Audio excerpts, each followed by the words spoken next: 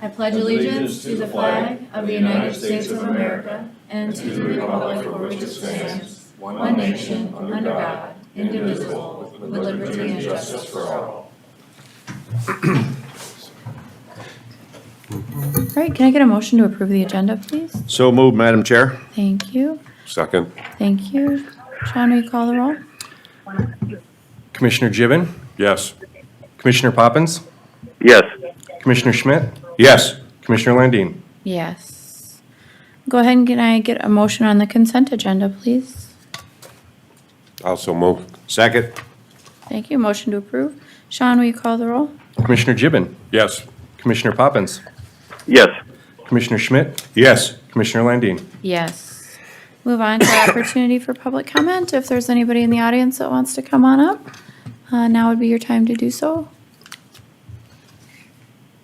All right, if not, we'll move on to commissioner reports. Any commissioners have reports today? I have a very brief one, Madam Chair. Last week, we attended the ICAP meeting, Interlakes Community Action, which is an organization that helps provide weatherization and for rental assistance and transportation. While ICAP does not serve Lincoln County, they have many services that overlap. We are served by ROC out of Wagner, and they do have services up here. I've been informed by our auditor that we did have one. But anyway, it was an information on how much money they have invested in the number of people they serve. Thank you. Thank you. Anybody else? Good morning, Madam Chair. There's road construction on Minnesota Avenue coming here to Canton. They're down to a one-lane route, which I found out the hard way this morning. It's So, Chip seal, yeah. Windshield Yeah. buster. All right, thank you for that. We've got a few minutes here before we start our public hearings. Harold, is yours quick? You want to come up?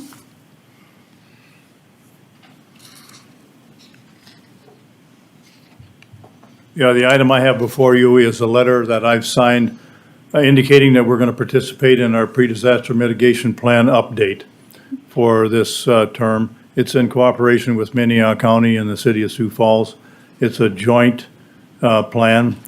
When this CCOG does this for us, and our responsibility and Minnehaha County's is mainly a soft match through meetings that we attend, and all the cities that are involved in both counties attend to forward this plan for an update, so. All right, Being we have this plan, the cities are then eligible to apply for pre-disaster mitigation grants through PEER, and those funds come from disaster declarations, 15% of which are put into a pre-disaster mitigation fund. all right, you just need approval for signature? Yes, I did sign it, and I believe it's forwarded on to the commission for your approval. When it's approved, I'll send it to CCOG. All right, thank you. You've heard the request. Is Move there for a motion? approval, Madam Chair. Thank you. Second? second, Thank you. Sean, will you call the roll? Commissioner Aaron's, yes. Commissioner Gibbon, Yes. Commissioner Poppins, Yes. Commissioner Schmidt, Yes. Commissioner Landine. Yes.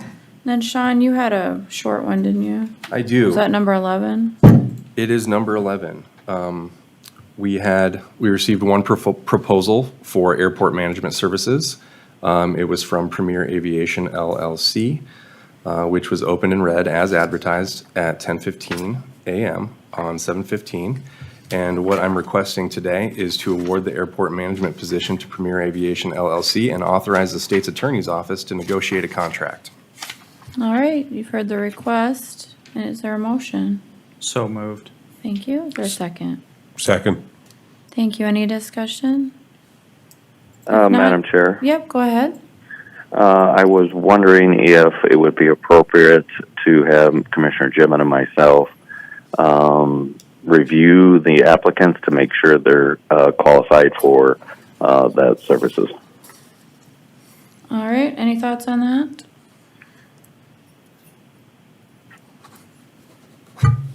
I have no problem. I'm fine with that.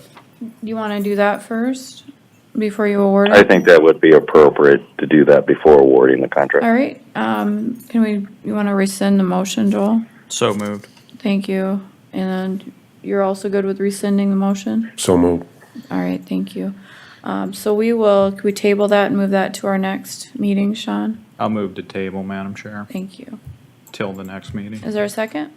Second. Thank you. Sean, we call the roll? Commissioner Aaron's, Yes. Commissioner Gibbon, Yes. Commissioner Poppins, Yes. Commissioner Schmidt, Yes. Commissioner Landine. Yes. All right, we'll circle back to item 1. We have a second reading and public hearing. This is a second reading and public hearing for an ordinance of Lincoln County, South Dakota, rezoning the property legally described as east half, north half of the subdivision of north half, except lots H1 and H4.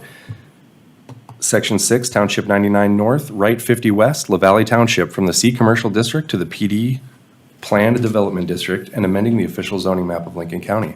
The Planning Commission recommends approval 6-0. Good morning, Toby Brown with County Planning. The applicant and property owner for this is LG Everest, Inc. Location is approximately a little over 1 mile southwest of the nearest city limits of the city of Harrisburg. This is in the southeast quadrant of the Interstate 29 exit for the city of Harrisburg. Subject property, all 127 approximately acres of it, is currently Zone C Commercial.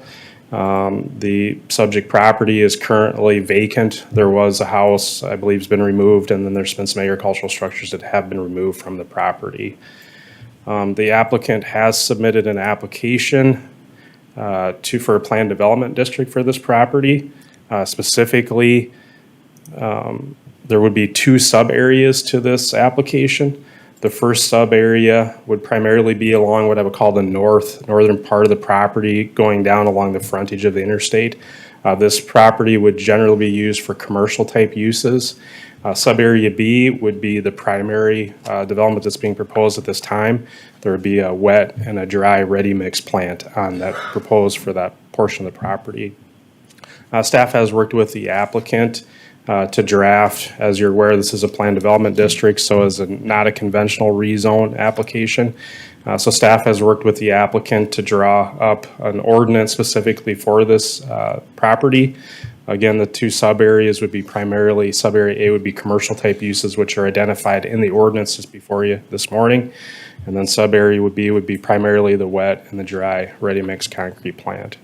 As was mentioned, the Planning Commission did conduct a public hearing. There really was no opposition at that public hearing to the application. The Planning Commission did have a number of questions related to primarily the access to the property, which will be off of a township road, which is adjacent to the east of the property.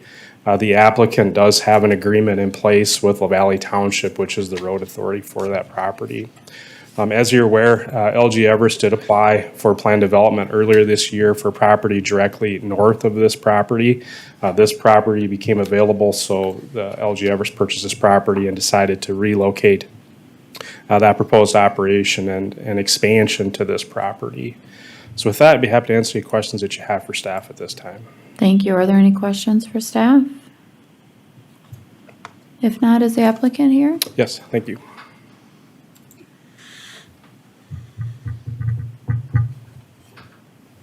Good morning. Morning. Guard Rops, Stockwell Engineers, 801 North Phillips Avenue. I'm here with LG Everest and kind of will be the civil engineer for this project for them. Let's see here. As Toby had mentioned, sub-area B is kind of the area they're looking at developing here immediately. Sub-area A is something that's going to be in the future, down the road quite a ways, more than likely when Harrisburg ends up getting utilities out there, sewer and water, and they'll look into looking at some developers to come in and develop that property to the north. This has modified just a little bit. Sub-area B will extend over closer to I-29. Just due to the fact that we need some borrow out there to get the site to grade. So they'll be grabbing from this area right now to bring that site up to grade, and then over time that will get filled in with material that they get from other projects. The site itself, from a utility standpoint, we have Lincoln County Rural Water. This is along 471st Avenue there. They're going to be tapping onto their existing 12-inch line that will come across, install a meter at the right-of-way. From that point, water will be extended up to the concrete plant, to the office, future office, and then the future asphalt plant. Sanitary sewer you can see here in green, is also services the concrete plant, asphalt plant, and office, which comes to a septic tank that will then be gravity fed over to a lift station and into a leach field down here in this green space. That'll be a pressurized mound system leach field. We'll also have some gravity sewer stubbed out to the east. So once sanitary sewer does come eventually along 471st Street, this system can get taken offline and everything will be gravity fed into the city system. There is a detention pond that's going to be down here in the southwest corner. There's a number of little detention ponds, but ultimately everything drains to a retention pond here in this corner. There'll be a pump house with a pump that we'll use to pump this water out for use as gray water onto the site that will be used to feed the concrete plant, but then also numerous areas on site for dust control, for wetting down stockpiles, and cleaning off pavements and that kind of stuff. The storm sewer in red here just drains. We're going to drain the site. It's a relatively flat area. We'll be bringing that up to grade, but the storm sewer goes throughout the site, stubs out to the north here to pick up any of that future development to the north. Those back lot lines can drain down and drain through the site as well, but will help facilitate drainage on the site itself. Everything kind of collects down into these ponds down here. These are ultimately connected together too. That comes to this southwest pond to be utilized for that, to the retention pond for utilized water on site. The site itself, like Toby had mentioned, there's two access points onto 471st Avenue. There's a north entrance and a south entrance. The north entrance will be the entrance into the site itself, and the exit will be down to the south, so the flow within the site is be at a clockwise position. There's an existing intersection right up here right now on that north side that access point aligns up with Fairfield Place, I believe it is. And then down here to the north, this weaves down here as far south as they could possibly get. Eventually, there'll be a road here right now in the future along that section line, but currently right now is just an existing driveway to the east. The existing or the new concrete plant will be located right here. It will be a fully enclosed concrete wet dry plant, batch plant that has a conveyor that comes out to hoppers located just to the west. Those will also be completely enclosed. There's aggregate bins for the coarse and fine aggregates just to the west of that to feed those hoppers, and then some specialty aggregate bins right adjacent to that to the north.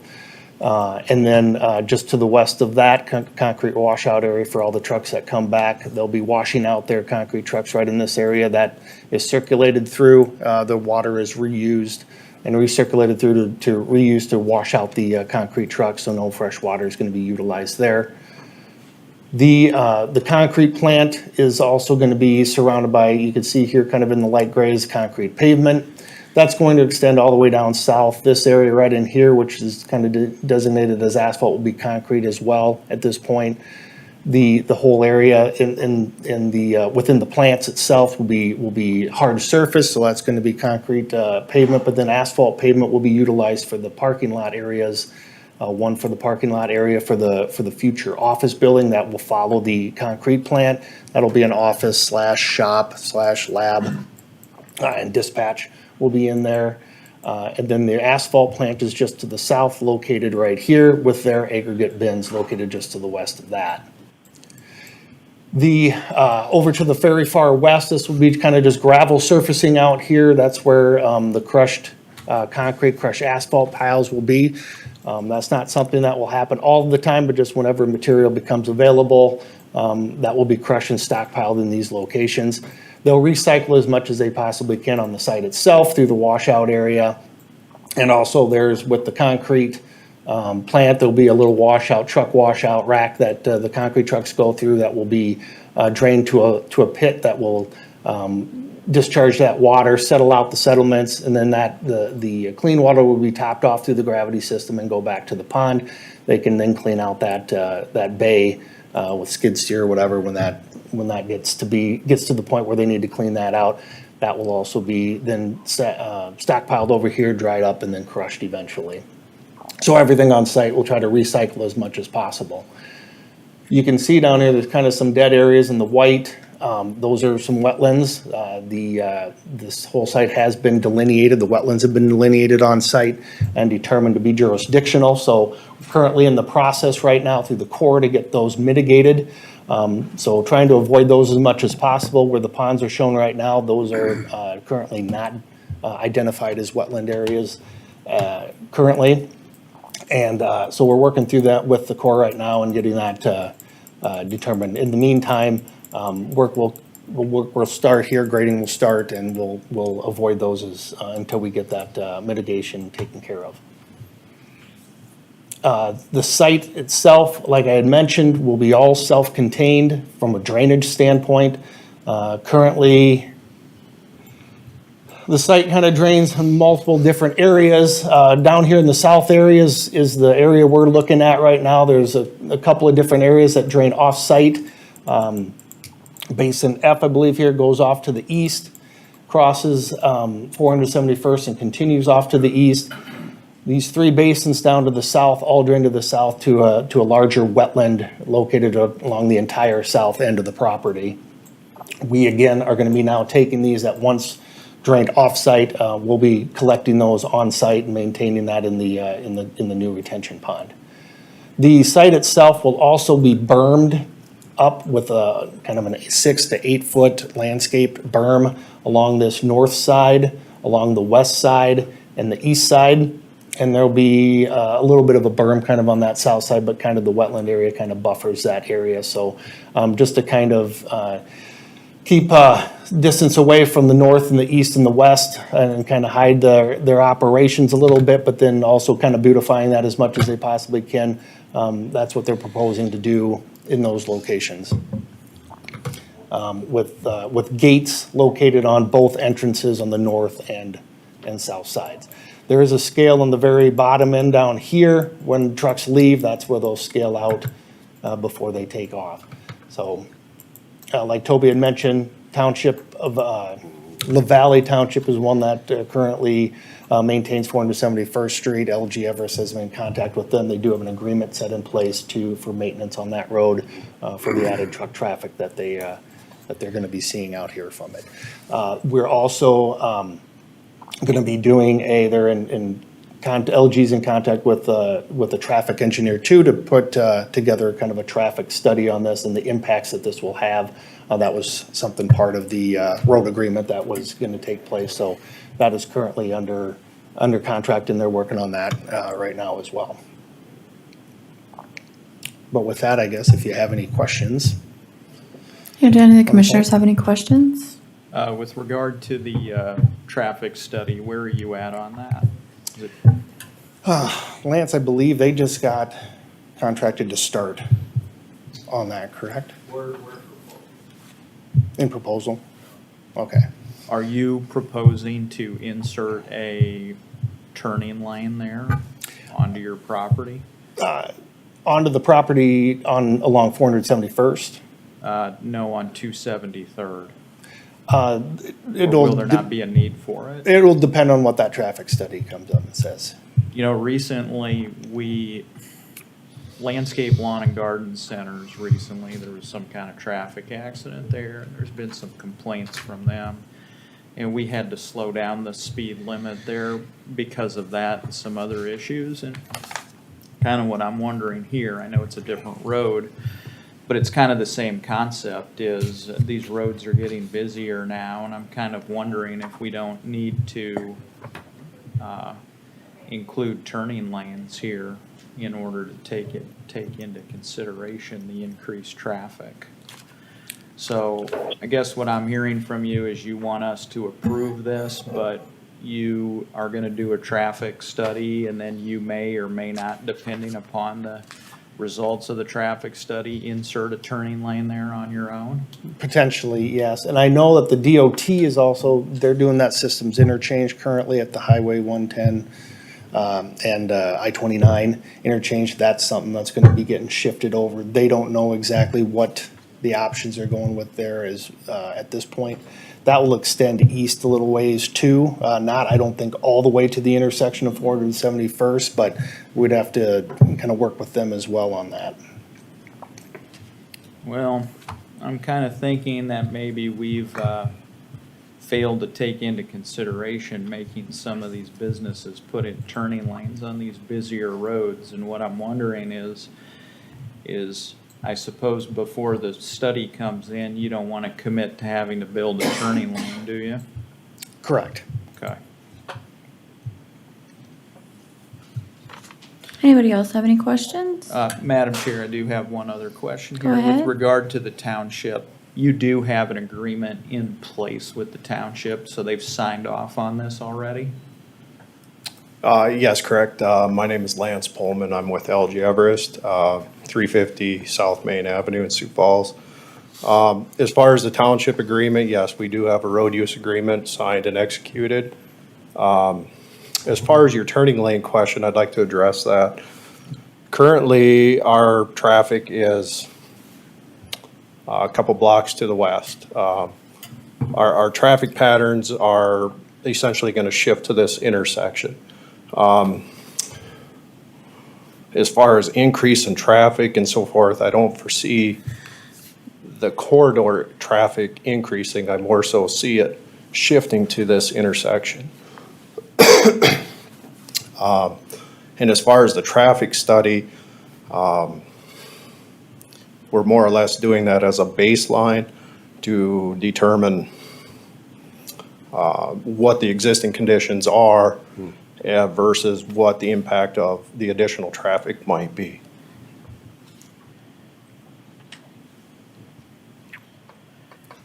Yeah, I think, I don't think you guys are gonna increase traffic out there. I think society is. Agree. Right? I mean, the number of trucks you probably and traffic you're gonna bring in is probably just gonna be steady state based upon your operations. What I'm worried about is the fact that society is growing up around us, right? And when you mix in the increase with increased population and traffic, along with all the big heavy truck traffic, you kind of create a situation there. It's kind of the perfect storm. And so if I understand this right, you're going to be shifting all of that, most of your traffic to the intersection of 471st and 273rd? Correct. Okay. Which is currently on Ironworks, Right. which is connection onto Highway 110 as well, 273rd as well, closer to the intersection, Yeah. interstate there. Okay. That was one of the other concerns that they had with the DOT doing that systems interchange. That intersection that connects onto 110 potentially is going to go away. They're going to shift that over to Kenworth, which is another block over to the east. So, Understood. Thank you. Anybody else have any questions? If not, thank you. You guys can have a seat. And is there anyone here to speak in favor of the application? Anyone here to speak opposed? If not, any discussion amongst the commissioners? I'd move for approval, Madam Chair. Thank you. Is there a second? I'll second it. Thank you. I have a motion and a second. Any further discussion? I had one question for Toby. Toby, will this reclassification affect any other businesses in the area?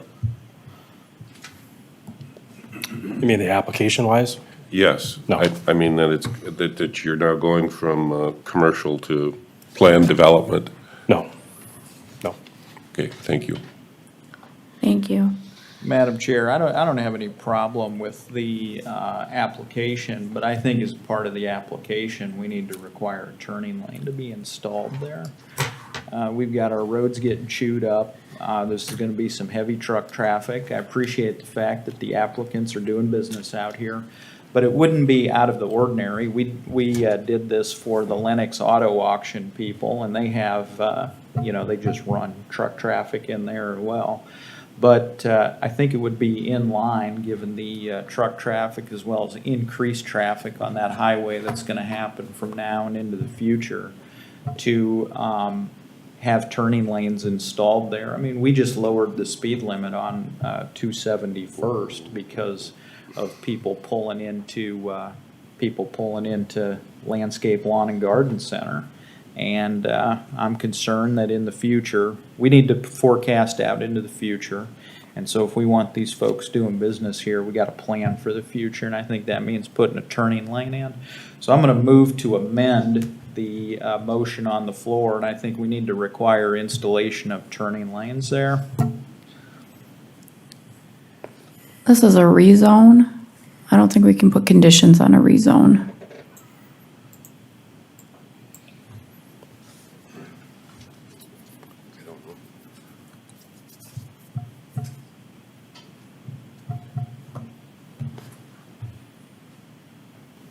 So the only comment I have is it's not our road. It's a township road. We can't require that there be a turn lane put on there. Right. Yeah, Well, 273rd's county highway, right? correct. And they're going to be turning off at 273rd, right? So you're saying off of 273rd? Correct. Turn lane. Okay. Well, again, so a rezone by state statute, we can't put a condition on it. Terry would have to have a driveway permit or an access permit that would be part of the condition of that potentially. But I'll defer to Bill and Terry on that. Terry, do you want to say anything? Yeah, so I guess if they're going to be doing a traffic impact study, if they're encompassing 273rd Street and 471st, that intersection, I guess I would say that if the warrants call for turn lanes, then they would need to install turn lanes Correct. on 273rd.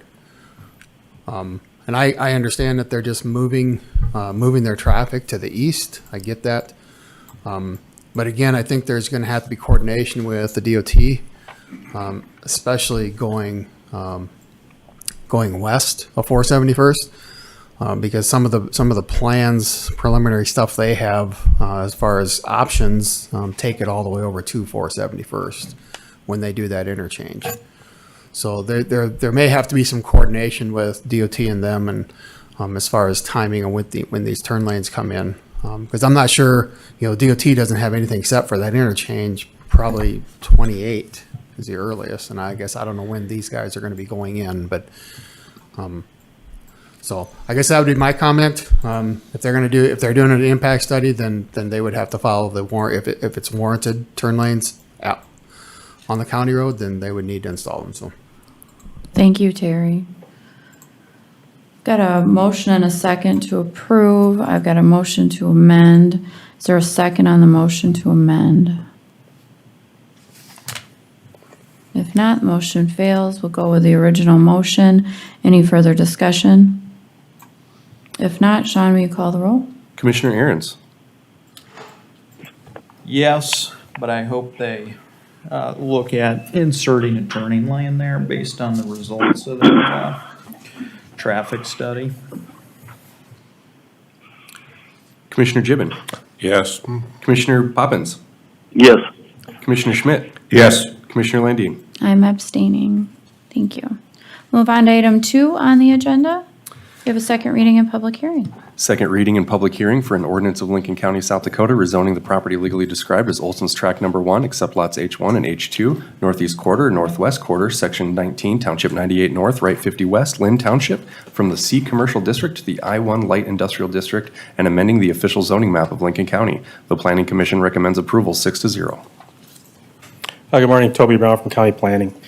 So this applicant and property owner is Avery Zahn. Location is the northwest quadrant of the Interstate 29 exit or the Canton exit. The subject property size is approximately 4.69 acres. As you can see, the property is currently zoned C commercial. It has been utilized as C commercial for a number of years. Various conditional use permits have been applied for and approved for the property. Currently, the property is developed with a number of buildings on the property that were primarily utilized for auto sales, auto repair type operations. The applicant has submitted an application to rezone this property to I-1 Light Industrial. The applicant is identified a project or a proposal for a business that would involve recycling materials into posts and to other types of end-use products. And I'll let the applicant get more involved in that part of the discussion. But the proposed property is identified as a rural commercial industrial area on the land use for the comprehensive plan. So this application is consistent with the comprehensive plan as far as goals, policies, and the land use plan. As was mentioned, the Planning Commission did conduct a public hearing. There really was no opposition to this application at that public hearing. And at this time, there is no proposal to change access or development into the property or access onto the property at this time. With that, I'd be happy to answer any questions that you have for staff at this time. Anybody have any questions for Toby? Okay, thank you. Yeah, thank you. Is the applicant present?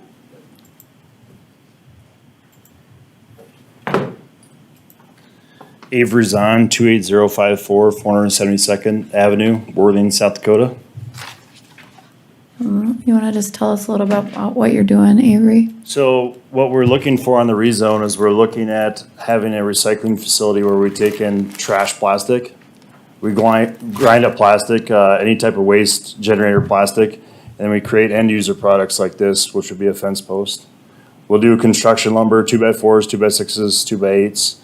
And again, we're purely looking at teaming up with municipalities, counties in the region. We're in Iowa right now, currently in Alabama. And my hometown is Worthing, South Dakota. So we're looking at putting a facility here. And this would currently is our R&D in this building right now. And we're looking to have this as a production facility in the future. All right. Anybody have any questions for Avery?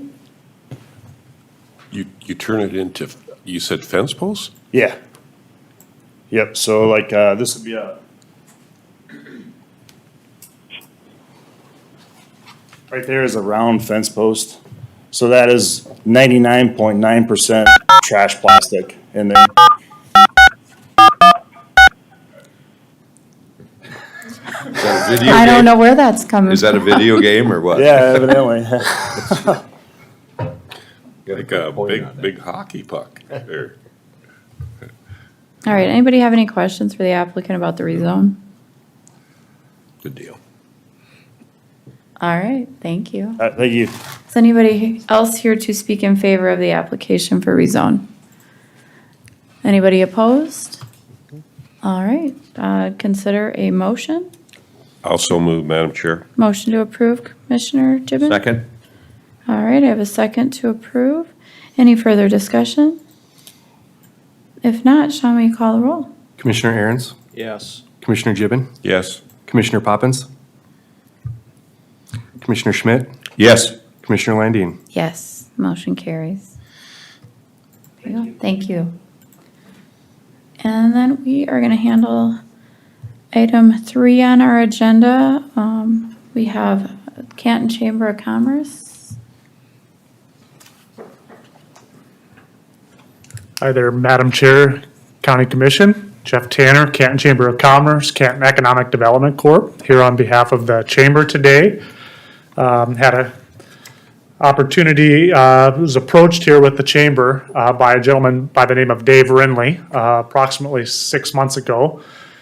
For those of you who may or may not know Dave, Dave's a very passionate guy. And one of the things he's very passionate about is history, and specifically Civil War history. And so that's part of why I'm here before you today, is to make a request of the County Commission, show of support, if you will. Let me start off by showing just a real brief video that's going to be airing on the Dakota News Now affiliates.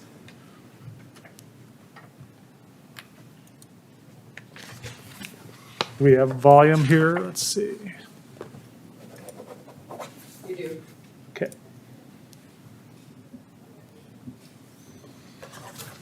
Oh. I don't get to steer, I guess, so, excuse me.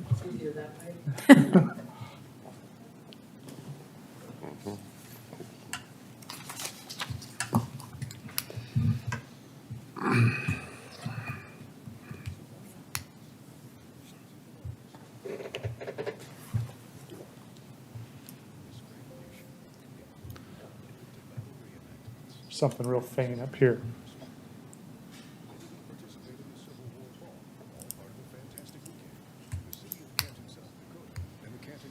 Commerce invites you to Civil War Days, August 13th and 14th. Well, maybe we'll figure that out, but, Dear people, you're invited to be present at Canton Civil War Days, the 13th and 14th of August. An event to honor those who served this great nation, including but not limited to battle reenactments, soldiers to converse with, and even participate in the Civil War Ball, all part of a fantastic weekend. The City of Canton, South Dakota, and the Canton Chamber of Commerce invite you to Civil War Days, August 13th and 14th. so as I had mentioned, we were approached by Mr. Renly here about 6 months ago, and he had asked us what our interest would be in taking Canton back in time. And he reminded me that many of the homesteaders, the businessmen, the legislators who shaped Lincoln County were, in fact, Civil War veterans. And so with that, and with this having certainly an educational component and kind of that preservation of history, both good and bad, for the purposes of learning from it, we decided to form a committee, a Civil War Days committee, and to pursue Dave's interest in replacing what used to happen in the most closely to us in Pipestone, Minnesota. And the reason Pipestone kind of fell by the wayside is simply because COVID hit, and with that, a lack of interest, I guess, perhaps in the event, or maybe they just were tired of coordinating. I've kind of heard more of a lack of interest in continuing to coordinate, and I can speak firsthand that it's a bear cat in terms of the coordination that goes into organizing such an event and so on and so forth. So that's why I'm here before you today, is just to say, hey, this is a huge thing for Lincoln County. I can tell you our ad buy that I attempted to show you there is going to reach 552,000 households. It started yesterday and will continue up to the event, the day of the event. So we suspect we had a chance to kind of go see one of these firsthand down in Carthage, Missouri. And they have a little bit more experience than we do in putting these and holding these events.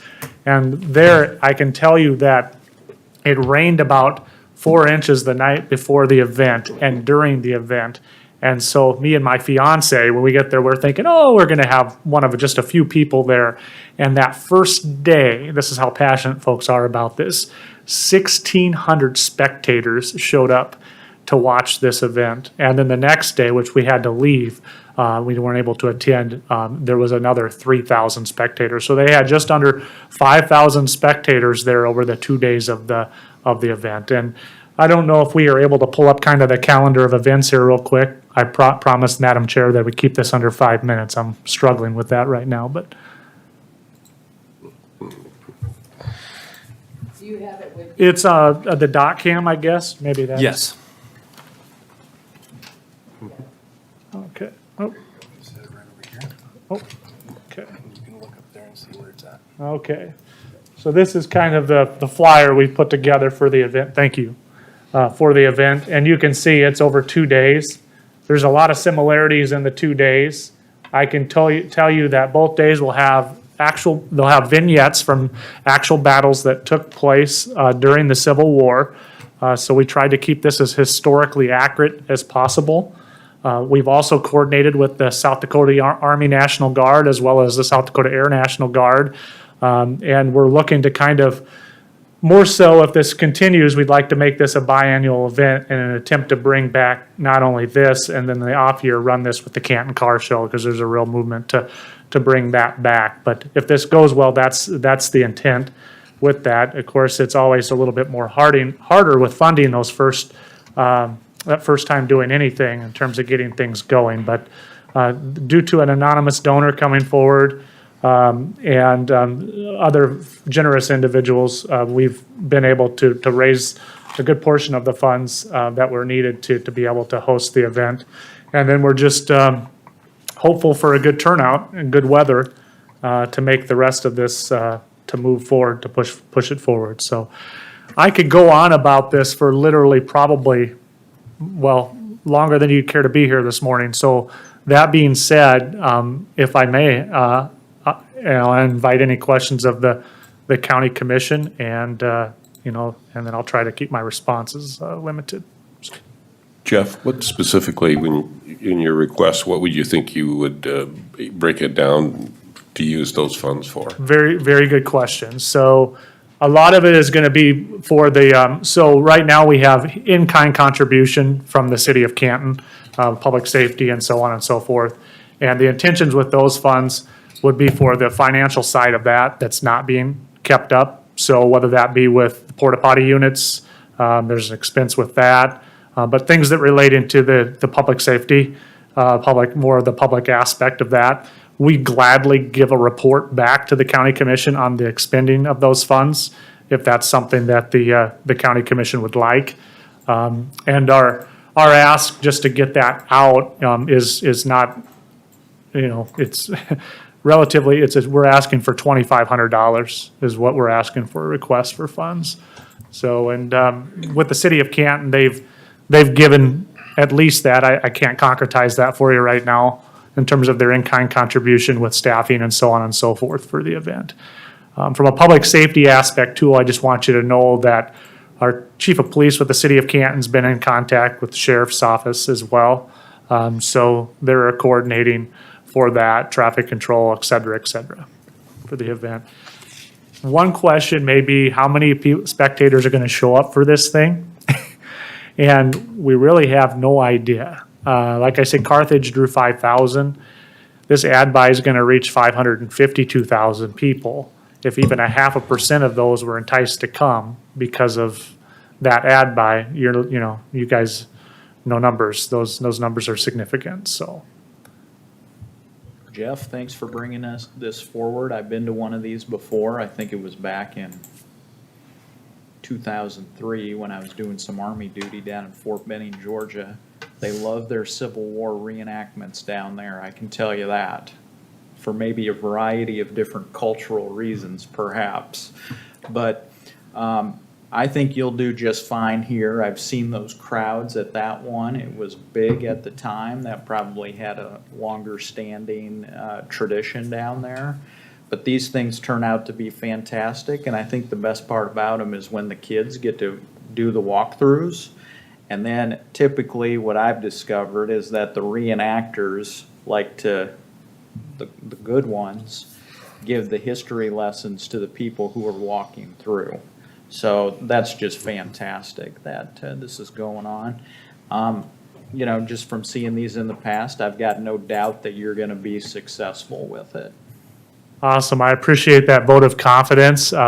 We are very cautiously optimistic ourselves. If there's such a thing as being too successful, Commissioner, we're also trying to prepare for too much success as well, and that's where the public safety aspect comes in and so on and so forth. So appreciate that very much. And the last thing, if I can just say one more thing with the commission, is we have over 100 Civil War veterans buried in cemeteries throughout Lincoln County. And I believe there's over 80 in Forest Hill alone. So it's a significant thing in Lincoln County, and we just need to remind ourselves that this area was, a lot of the Lincoln County, for example, the township names and so on and so forth, these were Union veterans that decided to settle South Dakota when it was still just a territory. So there's definitely a rich history in Lincoln County and in the state of South Dakota for the Civil War. So with that, thank you. Thank you, Jeff. I know this isn't, it doesn't look like this is on our agenda for board action. Does the commission want to see this on our agenda for board action? Yeah, I think I would in another week, maybe. Okay, Sean, can you put this on next week Yes, ma'am. for action? Thank Madam- you, sir. bet. Thank you. All right, I'm going to take things a little out of order, just because there's a couple of things that I need to be here for, and I've got to leave for court in Sioux Falls here at about 10:15. So can we go and do our executive session, Bill? Can I get a motion to go into executive session? So moved, Madam Chair. That's on item 5 on our agenda. Thank you. Is there a second? I'll second it. Thank you. Sean, will you call the roll? Commissioner Aaron's, Yes. Commissioner Gibbon, Yes. Commissioner Poppins, Commissioner Schmidt, Yes. Commissioner Landine. Yes.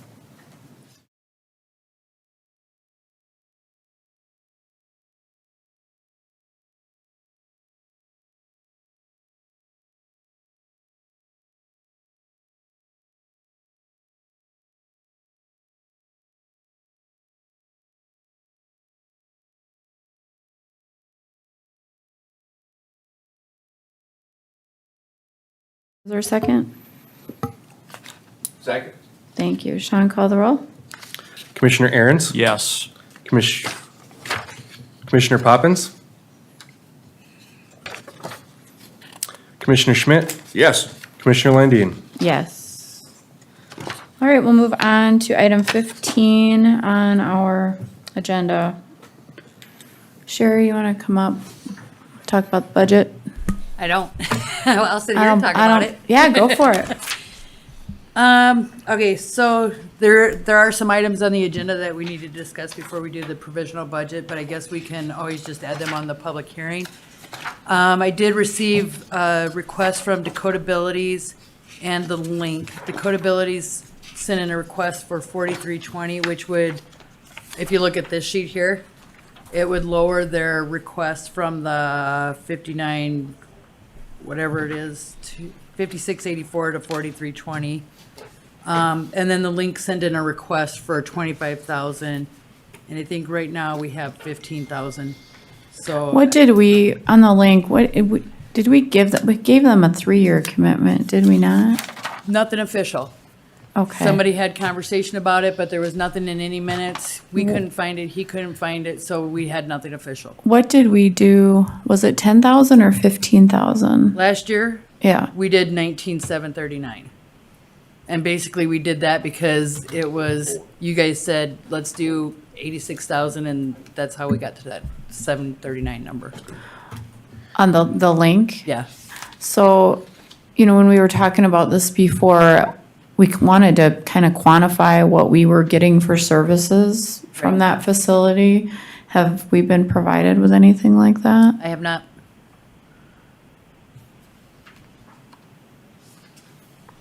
I don't think they're providing services to Lincoln County, so I guess I'm fine with taking that out completely, but I don't know. Well, and I don't know if not providing services to Lincoln County is a complete fair statement, but. Okay, I don't know the answer. Yeah, I wanted it quantified on. Right. Well, they were asked at a meeting how many Lincoln County citizens would be served. I asked the mayor when he came here. All they had to do is pull down the police reports, which the city has access to, and nobody wanted to provide anything. Last year, you mean? Well, whenever they came in, and now all they have to do is go through their records and tell us the county of residency for the people they serve. Right, well, and I think it's an unfair disadvantage to these folks that we don't have a better way of taking in their request, vetting them, instead of just getting a letter from them. So going back to what I wanted to do in 21 is start the process of outside request a little earlier, have them send in information, come in and talk to you, rather than just being like, hey, here's my letter, here's what I want. So I think that I still want to do that, as long as the commission is supportive of it. Sure. Well, that makes sense to me, I guess. Yeah. So, I mean, at this time, we can always have him come in before the hearing. I mean, and nothing's official until we go through the final hearing. Okay.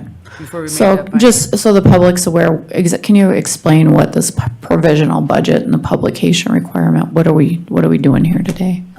So the provisional budget is just basically saying, here's the numbers of what the departments came up with, what they need to operate. We have to then publish it for 2 weeks, and then we would have a hearing. At that hearing date, we would go through it, you can fine tooth comb it, and then any changes we would have to advertise again. It's not the final budget, it's just the starting point, I guess. Okay, so it's not us saying we approve or disapprove of any one thing, it's just following the requirement that we publish. Yep, the only thing that we're really doing today on the provisional budget is authorizing us to advertise it. Okay. It's not setting any numbers, it's not saying this is what you're approving, it's not anything. All right. So with that, is there a motion to approve the 2023 provisional budget? So moved, Madam Chair. Is there a second? Hold on, is this a motion to approve the budget? I'll For second that. advertising. This should be a motion to approve advertising. We're not approving the budget itself, right? Correct.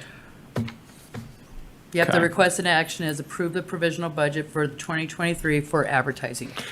My motion would be to approve the advertising of our provisional budget for 2022. 2023. I'll clarify my second. Yep. All right, so I have a motion by Schmidt, seconds by Poppins. Any further discussion? If not, Sean, will you call the roll? Commissioner Aaron's, Yes. Commissioner Gibbon, Yes. Commissioner Poppins, Yes. Commissioner Schmidt, Yes. Commissioner Landine. Yes.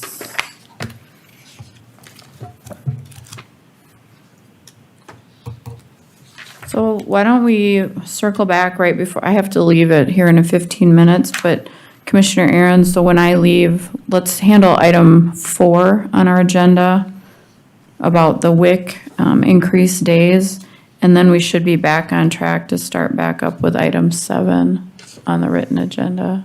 Does that Chair, make- if I might on that item. Yeah, go I ahead. know that it was Commissioner Schmidt and Commissioner Aaron's item. I did do some research after we wanted to put it back on there. I talked to the folks from the WIC department. They are here. Paula's here.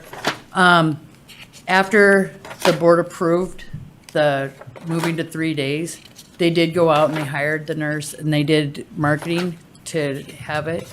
There was a misconception on how the payments were going to happen. Did you want to speak on that, Paula, or did you want me to continue on that? Okay, so What's the page on the budget sheet first, in the budget book for this? I have no idea. I don't either. It's,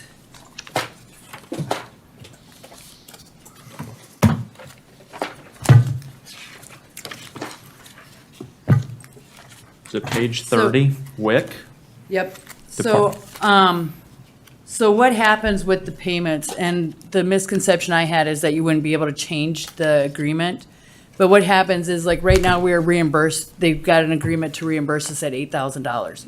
So if our participation levels go up next month, then our payment goes up next month until we get close to the $8,000. Once we get close to the $8,000, they do an amendment to give us more money because we've got more participation. So instead of what I was thinking last time we had the discussion is that we wouldn't get an increase in the payment, it does get increased as we go along. And then if the money gets tapped out, then we do an amendment to get additional funding for it. So it is by participation by month, and it's adjusted every month based on the Okay. participation numbers. And Paula is here if you have any questions regarding that. Who does the additional funding come from? It's a state funded. So do we end up getting a dollar for dollar match on this or not? It's not dollar for dollar. I'm Paula Missouri, Department of Health. It's $6.16 per participant. So as the participant, increases, then that payment to you increases. Right now, the average monthly payment has been about $451 a month from the department. What was that last figure? 451 for that's been the average payment monthly. But you'll be getting $6.16 per participant. So if I'm just John Q. taxpayer here and I'm saying, hey, we're gonna spend $11,000 on personal services here, in the next year, and then we gotta spend $5,000 on the WIC. That's a total of, no, excuse me, our revenue is $5,000 projected for 2023, and our projected expenses are $11,000. How do I reconcile that? Well, it's to, right now, the number of folks that are leaving your county for this very service is greater than the number that are staying put. And so, hopefully by making it easier for your constituents to be, getting their services here in the county would be a benefit to them. The other thing that the state is looking at is having a WIC mobile van, and it's actually being piloted in other areas of the state. And we were thinking that, using it in Lincoln County would be a real benefit as well. But for right now, it's, just you know, to serve more folks in your county instead of having your folks drive out of the county for their services. Isn't the reason, though, that these people probably drive out of the county is because it's more convenient for them? I mean, to a certain extent, it's almost like presuming that hiring someone to be here more hours is going to socially re-engineer how people drive and their traffic patterns. I mean, for the most part, if I live up in northern Sioux Falls and I need these services, it's easier for me to just drive to a service center in Sioux Falls, Yeah. i.e. out of my county into Minnehaha, or if you live in the southern end of the county, isn't it just easier? So isn't kind of the presumption that people are leaving the county to a certain degree, that's just because it's more convenient for them to leave the county, right? There are probably some individuals that may be the case, but when you're only offering a service 1 day a week, you know, that really limits what folks can do too. We're also looking at, you know, extending our hours, you know, finding the day that, you know, the days that work well for them to help. I think the other thing is when you have, you know, the nurse that we hired is actually done home health in Canton before. And, you know, we expect that person to do a lot of marketing, to really go out and let folks know that this service is here. It's here more frequently. I think about, you know, back in the day when I was a public health nurse, brand new, and I started in Bonham County, and the caseload in Bonham at that time was 60. And actually, I didn't have a lot of idea what public health nurses did. And I remember telling my manager, I said, this is such a great program. I think we can get more. And she's like, oh, and I said, I think I can get it to 100. And she said, oh, Paula, are you realistic? And I said, I think it's there. And I taught prenatal classes. I made postpartum home visits. I approached people in the grocery stores and at daycares. And we got that caseload over 200. And it has not dropped below 100 in that time. And Bonham County is a little county with a lot of proud folks who say, I don't want to do welfare.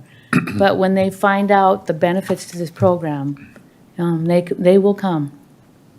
So. Thank you. Go ahead, Sherry. To your point, we had a phone conversation the other day, and there's and correct me if I'm wrong, 755 potential people that would be participating in the WIC program. Of that, 193 of them are in the 57108 zip code. So we would still have quite a few people that could participate in it. Right now, they're driving to Union and Clay. Yeah, some, yeah. Or to Sioux Falls. Or to Sioux Falls. Yeah. Yeah, and my assumption is it's easier for them to do that, or it's on their way, or they build that into their life, or they go get groceries up there. I mean, at $6.16 per participant, that's 974 people you would need just to recover the increased cost. So, I mean, the increased costs aren't even recovered we don't even have a number of people eligible in order to recover the increased cost. The other thing that, you know, WIC is probably one of the, you know, best federal programs out there. The studies show that for every dollar spent on WIC, $4 are saved in other services. We do more than WIC, and I think the you know, having a nurse here 3 days a week, I always say that the relationship they develop with their, you know, clients is probably more important than the things that we give them. I think it's just a real special thing, and I think it's something, you know, I think about Bonham County, you know, we're open 4 days a week, and we don't even have half of the potential eligibles as you folks do, you know, so. Thank you. Yes. Appreciate it. Thank you. Thank you. Any further discussion on that item? No. I know it's on the agenda to take action on it. Is there somebody that wants to make a motion? Was the nurse already hired? Yes. When did the nurse has- hiring take place? I think we interviewed her last month, and she will start August 9th. She was hired after you guys approved to increase the days. Yeah. Yeah, and, you know, there'll be a few weeks of training, and so she'll be in Sioux Falls initially, but we'll gradually get her here and doing more. Yeah. So her full-time duty station will be here. She'll be here 3 days a week and Right. in Sioux Falls too. Okay. Thank you. All right, if there's nobody who wants to make a motion, then we'll go with what we originally unanimously voted on, and thank you. Thank you very much You for your bet. time. Thank you. All right, Terry, you want to come up?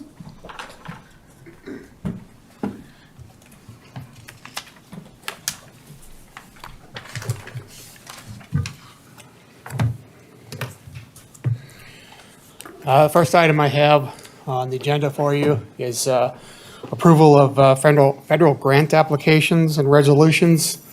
I know I spoke to you before about some of the federal grants through the feds, through federal highway. These are not this. This is a federal grant program through the South Dakota DOT. All right. So what we have here is I have 7 structures. And again, the DOT changed, the South Dakota DOT changed a little bit of the criteria on which bridges are eligible. They got to be in poor condition, yes. But one thing this year is they have to be on roads classified as local roads, which pretty much takes anything that's on a county road out of the equation. So these are all on township roads. The cost share, cost match on these for this program it's going to be 100%. They're covering 100% of this cost. So there will be no cost to us. And one other thing to note is the amount of the state federal program here is less monies than it has been in the last few years. So basically what I did is I took our worst bridges that are in poor condition, that are on local roads, and I'm applying for them, and I guess we'll see what happens. So. All right. You want me to, Sean, do you want me to go through and list all these bridge numbers? Would you like this On the resolution read, resolution, Madam Chair? Yep, go ahead. Whereas Lincoln County wishes to submit an applications for consideration of award for the Bridge Improvement Grant and/or local federal bridge programs. Structure numbers and locations are 42015-180, which is 7 miles south and 0.5 mile west of Lenox. 42023-130, which is 2 miles south and 0.3 miles east of Lenox. 42034-270, 2 miles north and 3.6 miles west of Beersford. 42040-187, 7.7 miles south and 2 miles east of Lenox. 42070-195 is 1 mile west and 7.5 miles south of Worthing. 42140-278, 6 miles east and 1.2 miles north of Beersford. 42144-270, 6.4 miles east and 2 miles north of Beersford. And whereas Lincoln County certifies that the projects are listed in the county's 5-year highway, that's not applicable. And whereas Lincoln County agrees to pay the non-applicable match on the bridge improvement grant funds, 0%. And whereas Lincoln County hereby authorized the bridge improvement grant and local federal bridge applications and any required funding commitments. Now therefore be it resolved that the South Dakota Department of Transportation be and hereby is requested to accept the attached bridge improvement grant and/or local federal bridge applications. Thank you. You've heard the request. Is there a motion? So moved. Go ahead. Is there a second? I'll second it. Thank you. Any further discussion? If not, Sean, will you call the roll? Commissioner Aaron's. Yes. Commissioner Gibbon. Yes. Commissioner Poppins. Commissioner Schmidt. Yes. Commissioner Landine. Yes. Motion carries. We'll move on to item 8. And Commissioner Aaron's, I'll turn the chair over to you. Go ahead, Terry. Next item I have is approve federal P/P grant applications and resolutions. Again, this is through the South Dakota DOT. The PE grant is going to be preliminary engineering, and that's part of the bridge improvement granting that the state has as a program for us. So On these two structures, this is the one road that we have bridges on. That's a county road. It's a gravel road that I have a couple of bad structures on. So first of all, it's going to go to the federal side. And if it does not get granted through the federal grant, then it's going to fall back into the big program, which is the preliminary engineering grant. Hope that makes sense. So, and again, I have two structures listed on that one.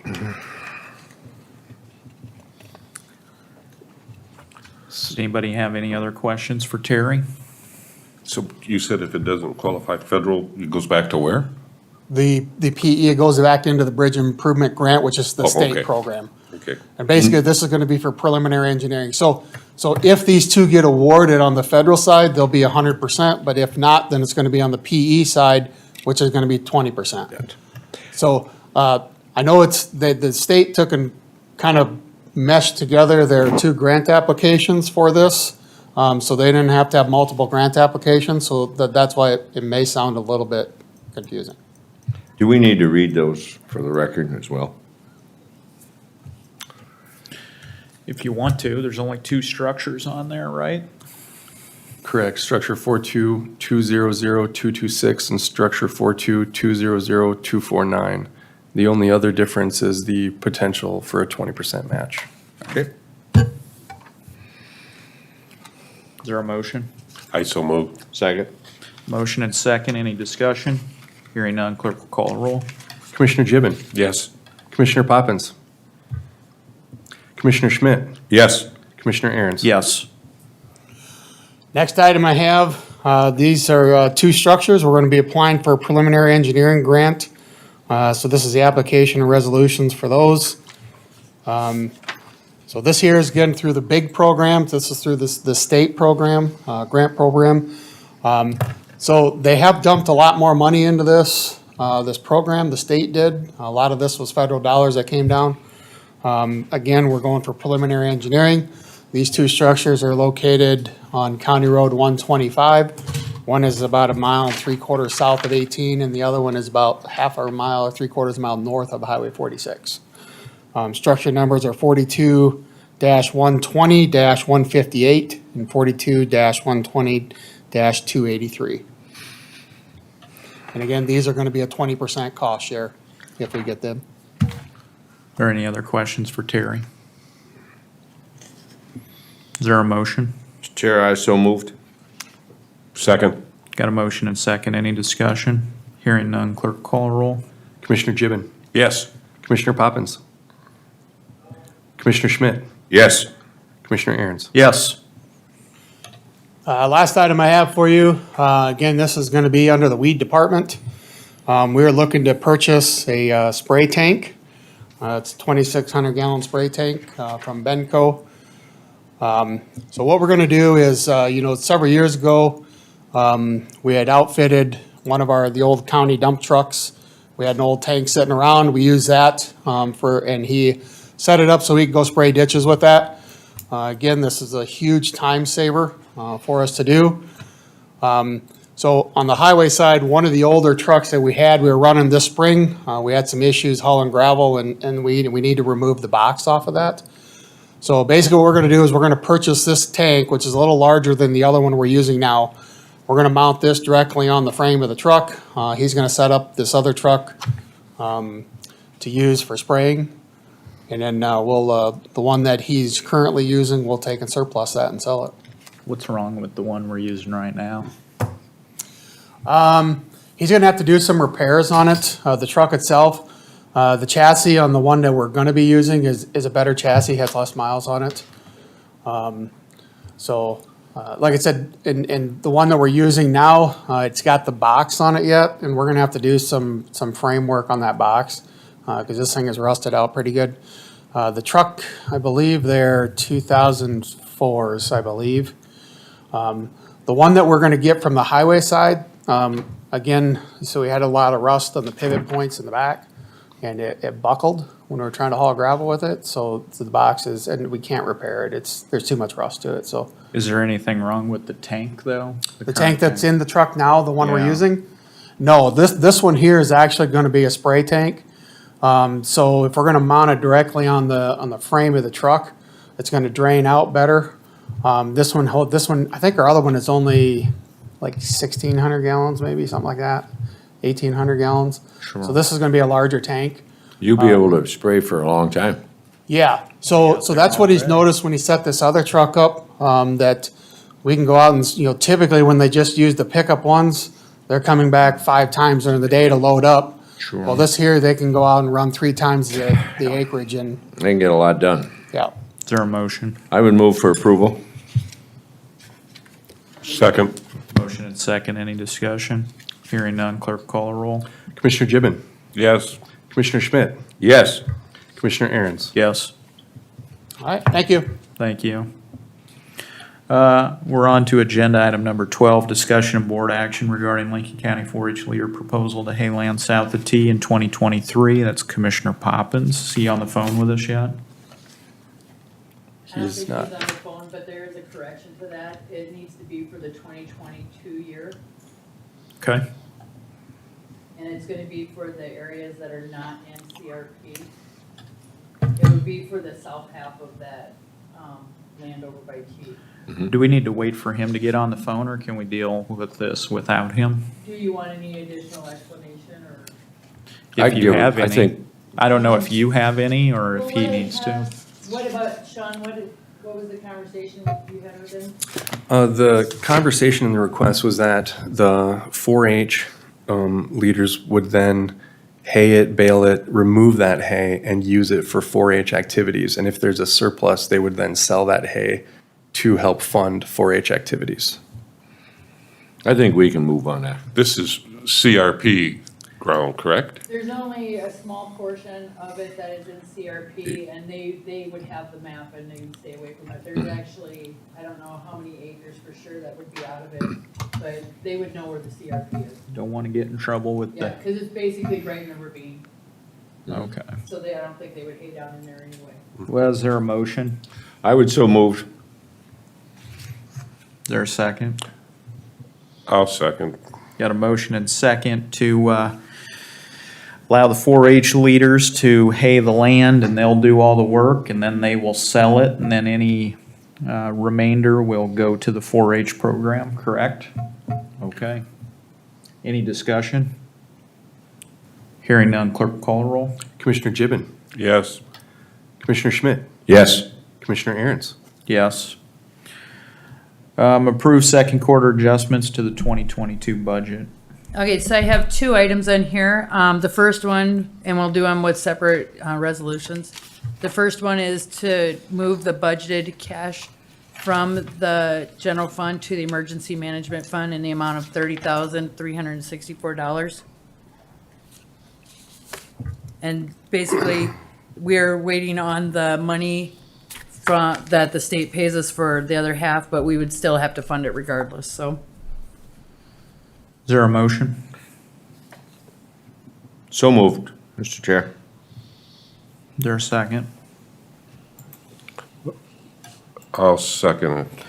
Got a motion and second to move $30,000 from the general fund to the emergency management budget, and then in anticipation of state repayment, that's just gonna come late or after the fact. Is there any discussion? Hearing none, clerk call the roll. Commissioner Gibbon, Yes. Commissioner Schmidt, Yes. Commissioner Aaron's. Yes. The second one is to write the checks from the domestic abuse fund in the amount of $10,000 $8,400 with $3,780 going to Children's Inn, $3,780 going to the Compass Center, and $840 being retained by Lincoln County for administrative fees.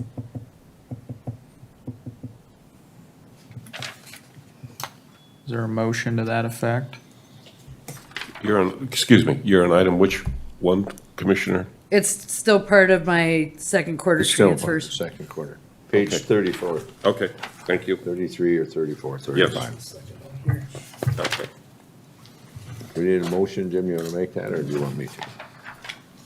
Okay. We do still need a motion, yes. I would so move, Yes. Mr. Chair. I'll second. Got a motion and second. Is there any discussion? Hearing none, clerk will call the roll. Commissioner Gibbon, Yes. Commissioner Schmidt, Yes. Commissioner Aaron's. Yes. Okay. Board action in accounting for highway permits. So currently, we account for the highway permits under the general fund. It's about a revenue of $20-ish thousand is what we budgeted for it. What I'd like to do with the 2023 budget, and I do have it already set up that way in the provisional budget, is to record the funds for the highway permits under the 201-4311-32900. I just need the resolution to be able to put the money there instead of where we put it currently in the general fund. This is just a way to help the highway budget become more self-sufficient. Currently, we're putting them where? Currently, we put it into the general fund.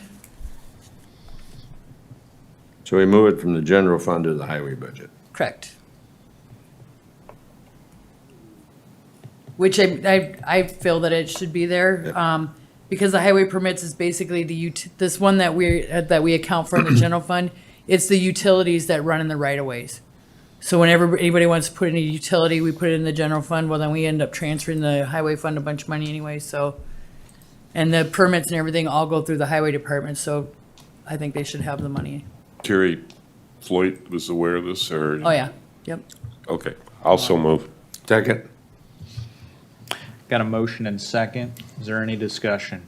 Hearing none, clerk will call the roll. Commissioner Gibbon, Yes. Commissioner Schmidt, Yes. Commissioner Aaron's. Yes.